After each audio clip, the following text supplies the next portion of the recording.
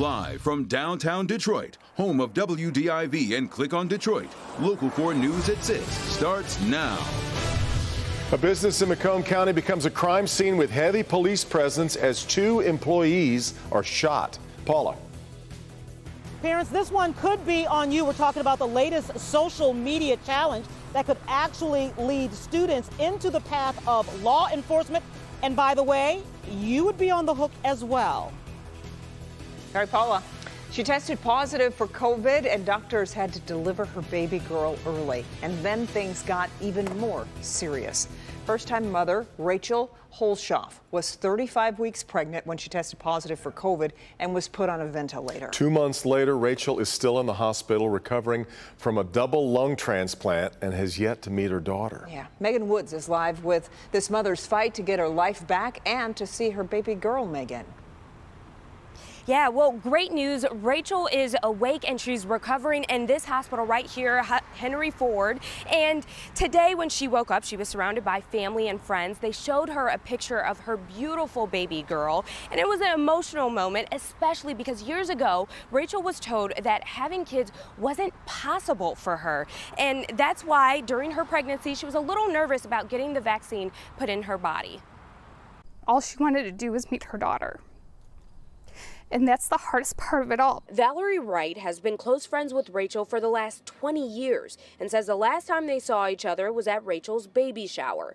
Anytime you take a peek at her, she's rubbing her belly. Like any new mother, Rachel was nervous. She had asked, us about our birth plans before, and I said, birth plans never go as planned. But what happened next is not what anyone could have predicted. In early August, just a few days after testing positive for COVID, she was admitted to the hospital. Eventually, she was put on a ventilator. 30 minutes later, she had a C-section and had a baby girl, Callie. For someone that couldn't and did, and she has such a beautiful daughter, we can't wait for her to meet her and just see her be a mom finally. She was so excited. So the thought of this being ripped away from her is just agonizing. It's just been an agonizing pain every day. Rachel was on a ventilator for weeks. Her lungs hit the hardest. And just last week, doctors gave her a double lung transplant.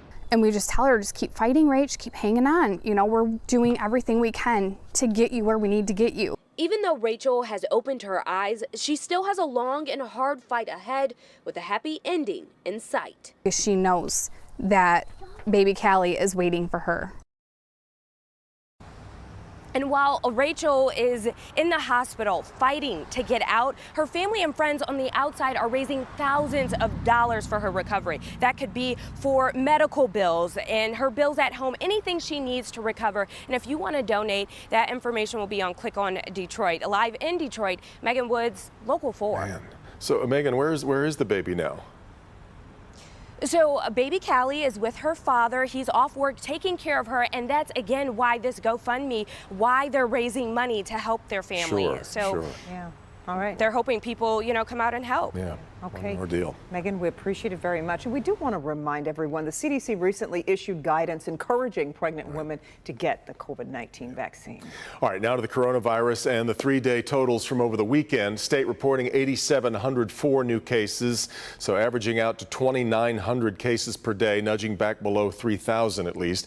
62 more deaths, though, also being reported over that same 3 days. Meanwhile, Michigan continues to track coronavirus outbreaks in schools across the state. There are currently more than 100 new and ongoing COVID-19 outbreaks in schools. For a complete list of the impacted schools, head to clickondetroit.com.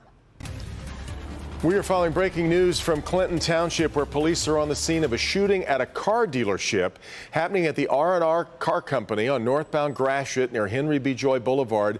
2 employees were shot. It is unclear, though, what led to this shooting. The victims do have non-life-threatening injuries, according to police, but they say the shooter, a man, took off southbound on Gratiot. That's pretty much where things stand at this hour. We'll stay on top of this and update you both on air and online at clickondetroit.com. The state Supreme Court is taking a new look this week at the case of Ted Wafer. He's the Dearborn Heights man who shot and killed Renisha McBride as she pounded on his front door one morning in 2013.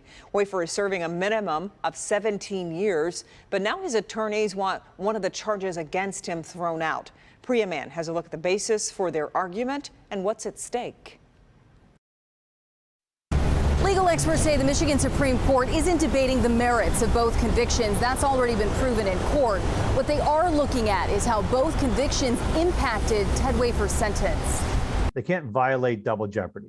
Ted Wafer was convicted of second-degree murder and manslaughter for shooting through a screen door, killing Renisha McBride on his front porch. How do you end up being convicted of two separate homicide offenses for one death? He was sentenced to 17 years and is set to be released in 2031.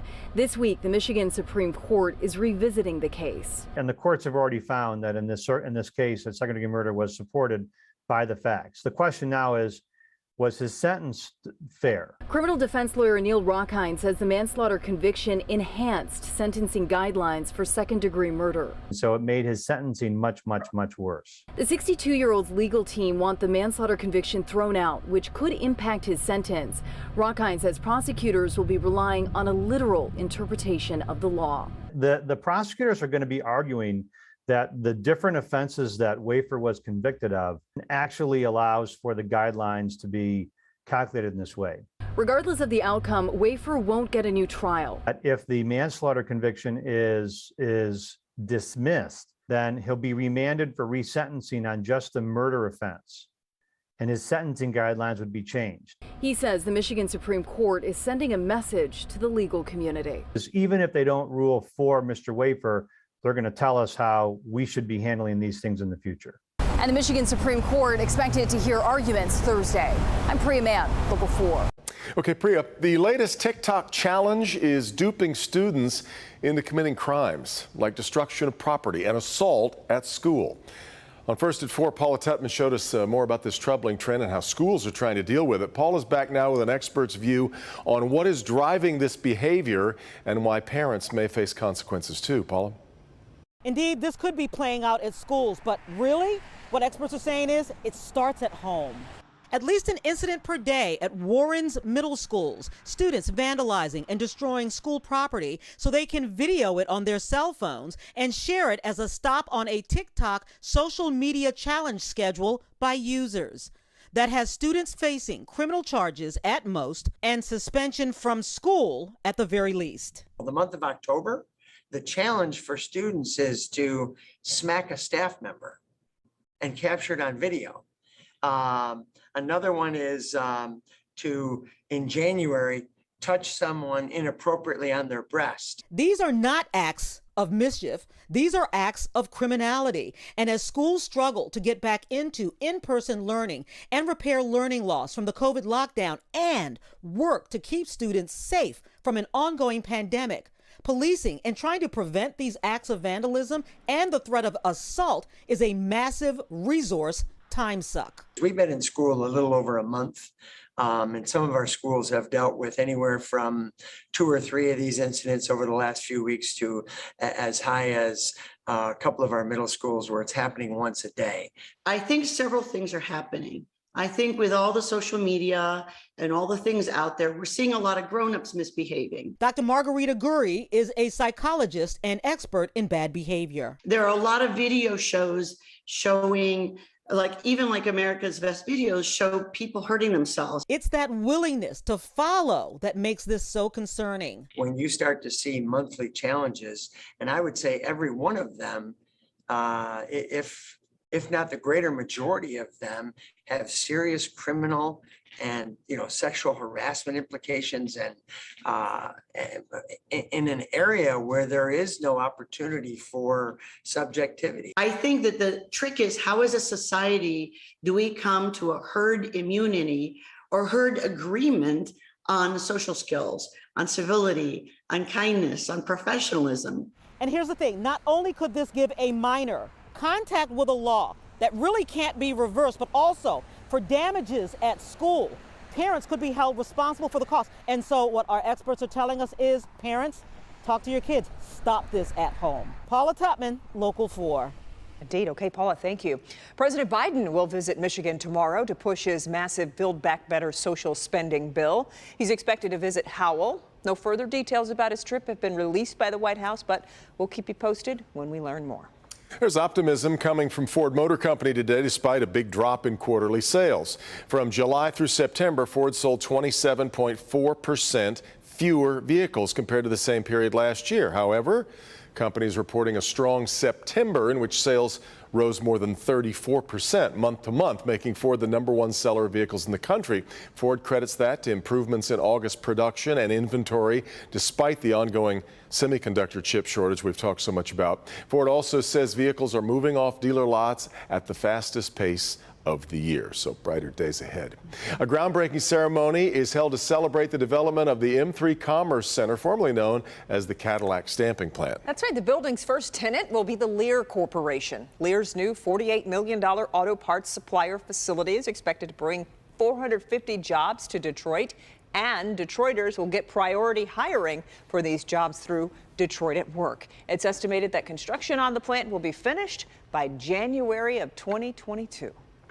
Ahead, throwing away a chance to survive. There's new data showing just how big a risk some women are taking by delaying mammograms and other preventive care. First, let's check in with Paul as we hit the first full week of October. Paul. And we're starting off on a soggy note for some. You can see on Storm Tracker 4, scattered showers around, not everybody getting one. So this is a pesky low that we're going to kind of time out for you in terms of its diminishing its impact on our area. But we have a lot to talk about for the week ahead, and we will do all of that straight ahead. All right, Paul, also we know the pandemic has taken a brutal toll on small business. How are restaurant operators in particular feeling as we start to head toward the colder months? A revealing new survey, and we'll have the results next.